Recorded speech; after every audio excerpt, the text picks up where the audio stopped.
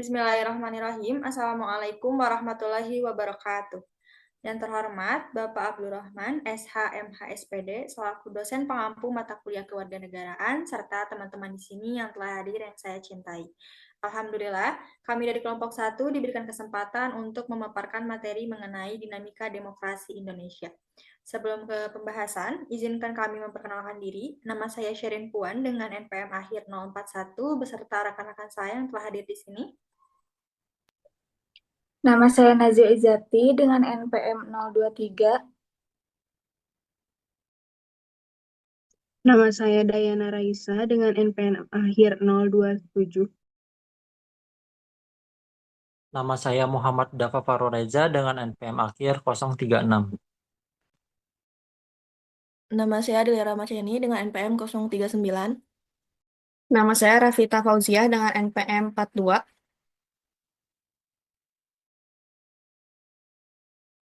Saya Piki Darmawan dengan NPM 045. Nama saya Erisa Dini Agnia dengan NPM akhir 047. Baik, untuk pembahasan pertama mengenai pengertian demokrasi akan disampaikan oleh rekan saya Dayana. Kepada Dayana, dipersilakan.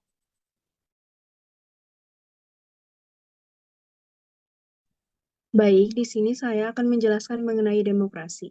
Demokrasi berasal dari Yunani kuno yang dinyatakan di Athena kuno pada abad ke-5 sebelum Masehi. Negara kota Athena tersebut dipercaya sebagai awalan dari suatu sistem yang berkaitan dengan hukum demokrasi modern. Demokrasi dapat didefinisikan sebagai pemerintahan rakyat atau yang sering kita dengar dengan pemerintahan dari rakyat, oleh rakyat, dan untuk rakyat. Konsepsi demokrasi menjadi suatu poin inti tersendiri dalam bidang politik.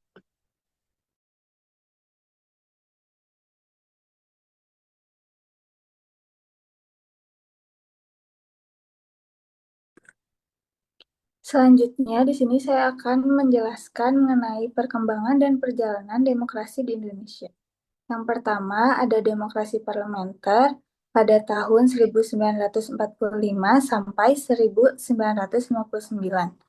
Demokrasi di fase ini sering kita dengar dengan sebutan demokrasi parlementer. Demokrasi ini mulai berlaku pada 1 bulan pasca kemerdekaan diproklamasikan dan juga mulai diperkuat dalam Undang-Undang Dasar 1945 dan 1950. Namun, ternyata sistem demokrasi ini kurang serasi bagi negara Indonesia walaupun bisa berjalan dengan baik di beberapa negara lain. Yang kedua, ada demokrasi terpimpin pada tahun 1959 sampai 1965 dalam sistem demokrasi ini. Pada fase ini, ciri menonjolnya adalah lebih banyaknya peran presiden dan terbatasnya peran partai politik.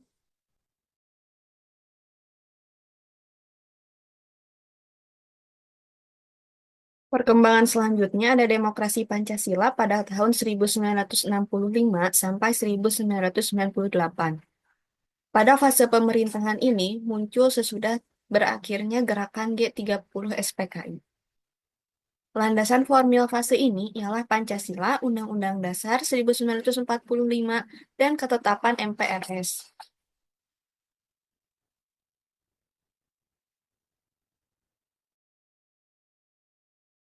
Lalu yang terakhir ada demokrasi reformasi. Pelaksanaan demokrasi di era reformasi pada tahun 1998 sampai sekarang ditandai dengan lengsernya presiden terdahulu. Soeharto yang menjabat sebagai presiden sekitar 32 tahun. Demokrasi Indonesia era reformasi memposisikan pondasi yang kuat bagi penyelenggara demokrasi Indonesia di masa selanjutnya. Baik, sebelumnya telah dipaparkan mengenai perkembangan demokrasi Indonesia dari sejak awal kemerdekaan yang diawali dari demokrasi parlementer hingga demokrasi reformasi yang masih dianut hingga saat ini. Dalam tiap perkembangan ini tentu memiliki berbagai hambatan yang menjadi permasalahan hingga diperlukan revolusi dan evaluasi untuk mempertahankan demokrasi yang baik. Perkembangan demokrasi Indonesia sesudah kemerdekaan mengalami ketidakstabilan dari masa kemerdekaan sampai saat sekarang ini. Permasalahan inti yang dihadapi adalah bagaimana demokrasi itu membentuk dirinya dalam berbagai sisi negatif kehidupan berbangsa dan bernegara. Sebagai tatanan kehidupan, pokok tatanan kehidupan demokratis secara empiris terhubung dengan permasalahan pada korelasi antar pemerintah dengan rakyat, atau sebaliknya, korelasi antar rakyat dengan pemerintah dalam posisi seimbang dan saling melaksanakan pengawasan satu sama lain.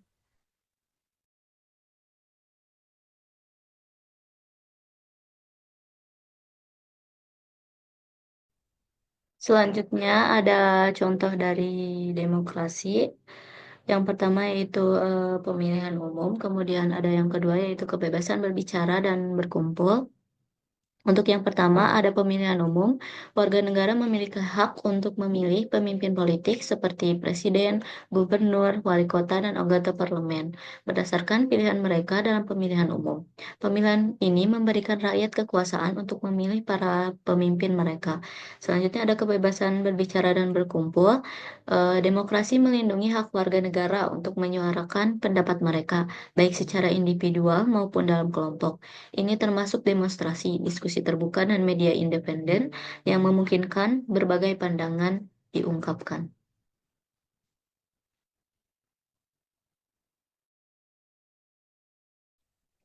Baik, selanjutnya di sini ada contoh kasus dari manipulasi data pemilih, yaitu mencakup segala bentuk upaya untuk mempengaruhi atau memalsukan daftar pemilih, yaitu di mana adanya identitas ganda, pemalsuan data pemilih, atau pendaftaran pemilih yang tidak sah.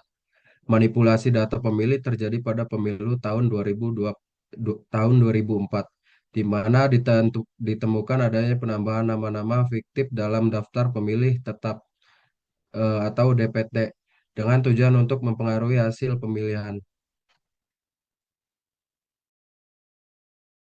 Baik, selanjutnya contoh kasus yang kedua itu terdapat pembagian hadiah atau imbalan.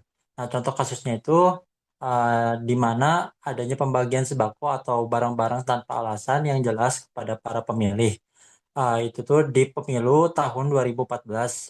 Nah, ini di mana pembagian hadiahnya atau imbalan ini dapat mempengaruhi integritas dan keadilan dalam pemilihan umumnya.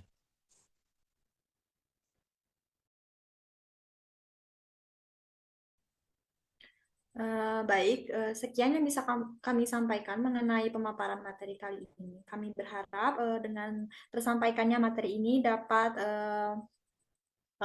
bermanfaat bagi teman-teman di sini yang telah hadir.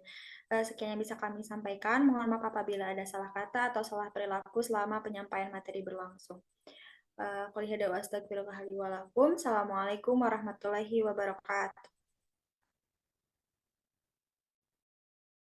Assalamualaikum Bu, terima kasih sudah bersedia untuk diwawancarai. Di sini saya ingin menanyakan pendapat Ibu tentang dinamika demokrasi di Indonesia saat ini, Bu. Waalaikumsalam. Kalau menurut saya sih demokrasi di Indonesia itu udah terus berkembang dan rakyatnya sekarang lebih bebas menyampaikan pendapatnya serta ikut serta dalam pemilu. Tapi tantangannya juga lebih besar seperti penyebaran informasi palsu dan politik uang.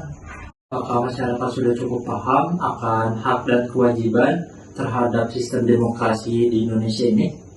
Kalau itu belum semuanya, karena masih banyak yang memilih karena ikut-ikutan atau karena iming-iming, dan pendidikan politik perlu ditingkatkan agar masyarakatnya lebih kritis dan bertanggung jawab. Lalu apa harapan Ibu ke depannya terhadap demokrasi di Indonesia ini? Kalau saya berharap demokrasi kita itu semakin matang, jujur, dan benar-benar mewakili suara rakyat. Semua elemen masyarakatnya itu harus dilibatkan, bukan hanya saat pemilu, tapi juga dalam pengambilan keputusan. Terima kasih banyak ya Bu atas waktunya dan pandangannya. Saya pamit ya Bu. Sama-sama. Assalamualaikum. Salam.